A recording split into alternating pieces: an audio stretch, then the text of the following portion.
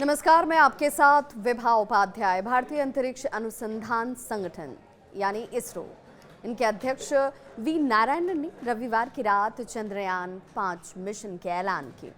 We Narayanan के अनुसार केंद्र सरकार ने चंद्रयान 4 के बाद चंद्रयान 5 को भी मंजूरी दे दी है और ऐसे में ये जानना बेहद ज़रूरी है कि चंद्रमा पर इसरो का आखिर फ्यूचर प्लान क्या रहने वाला है।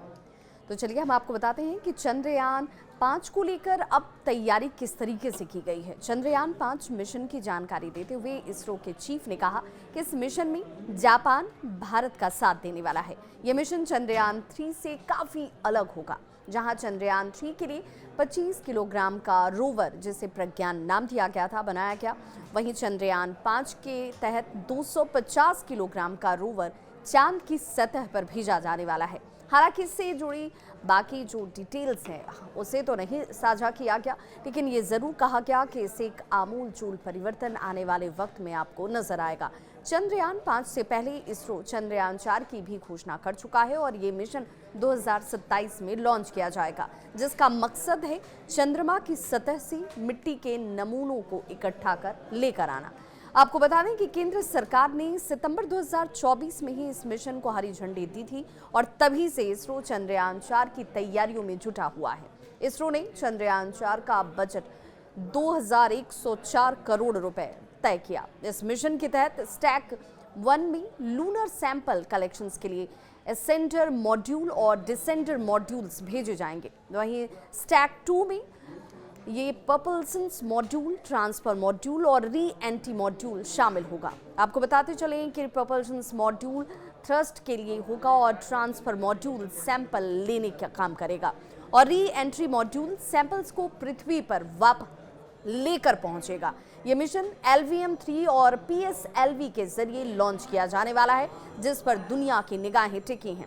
और ऐसे में आपको बताते चलें कि आखिर चंद्रयान मिशन की जब शुरुआत हुई वो दौर कौन सा था। तो 2008 में सबसे पहले चंद्रयान 1 की शुरुआत हुई थी, जिसमें चांद पर पानी की खोज में सफलता हासिल हुई। वहीं चंद्रयान 2 2019 में चंद्रयान में शुरू हुआ और चांद के करीब ये मिशन पहुंचने में सफल रहा, लेकिन वो लैंड नहीं कर पाया। हालांकि इसके बाद इन चुनौतियों को बड़ी सहज रूप से स्वीकार किया गया और कहा गया कि जब चंद्रयान 3 को हम लॉन्च करेंगे, लेकर पहुंचेंगे, तो उसकी सफलता की गारंटी ज़्यादा होगी। वहीं चंद्रयान 3 2023 में चंद्रमा के साउथ पोल पर सफल लैंडिंग करता है और इसके बाद ये उम्मीद और ज़्यादा प्रगाढ़ हो गई, मजबूत हो गई। चंद्रयान 4 मिशन कई स्टेज में पूरे किए जाएंगे, जिस पर सारी दुनिया की नज़र टिकी हुई है। चांद की कक्षा में पहुंचने के बाद मुख्य स्पेसक्राफ्ट से 2 मॉड्यूल अलग होकर सतह पर लैंड करेगा। दोनों ही मॉड्यूल की बात करें तो ये दोनों ही मॉड्यूल चांद की सतह से नमूने को इकट्ठा करने वाले हैं और फिर एक मॉड्यूल चांद की सतह से लॉन्च होगा और फिर चांद की कक्षा में मुख्य स्पेसक्राफ्ट से ये जुड़ जाएगा। नमूनों को धरती पर वापस लाने का काम करने वाले स्पेसक्राफ्ट से ट्रांसफर कर इसे भेजा जाने वाला है और इसरो के जो वैज्ञानिक हैं उनका ये मानना है कि चांद की सतह से नमूने उठाने वाला जो रोबोट तैयार किया जा रहा है, गहराई तक ड्रिल करने की तकनीक पर इस वक्त काम कर रहे हैं वैज्ञानिक। नमूने इकट्ठा करने के लिए जहाँ तक बात है तो कंटेनर और डॉकिंग मैकेनिज्म की तकनीक जिस पर चर्चा हो रही है उसको विकसित किया जा रहा है और यही काम वो वहाँ से मिट्टी इकट्ठा करने में बेहद महत्वपूर्ण और इसी को लेकर सबसे ज़्यादा चुनौती भी महसूस की जा रही है।